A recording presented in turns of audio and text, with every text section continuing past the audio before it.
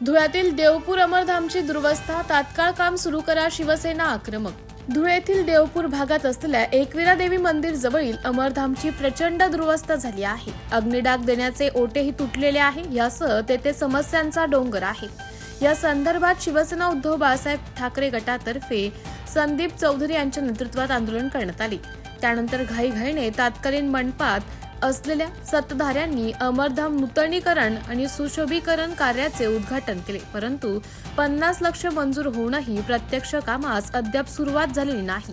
त्यामुळे हे काम तात्काळ मार्गी लावावे अशी मागणी शिवसेना उद्धव बाळासाहेब ठाकरेचे उपमहानगरप्रमुख संदीप चौधरी यांनी केली आहे.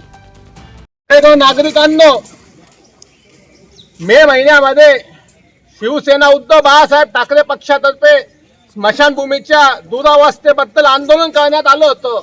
त्यानंतर सत्ताधारी पक्षाच्या लोकांनी उद्घाटन करून मूलभूत सुविधा अंतर्गत 50 लाख रुपये मंजूर केले होते.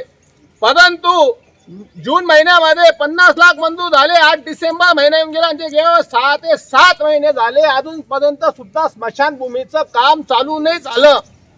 आमची सत्ताधारी भ्रष्टाचारी जनता पार्टीला विनंती आहे की 50 लाख रुपये मंजूर झाले, मंत्र्यांच्या हस्ते उद्घाटन झालं, तरी तुम्ही अजून दुरुस्तीचं आणि नवीन काम अमरधामचं काम काय नाही चालू झालं. आता हे उदाहरण घ्या बघा, ते प्रेत चाळायची जागा कुठं आणि प्रेत कुठं जावं लागतंय. म्हणजे या भ्रष्टाचारी जनता पार्टीच्या लोकांनी अमरधाम सुद्धा सोडलं नाही.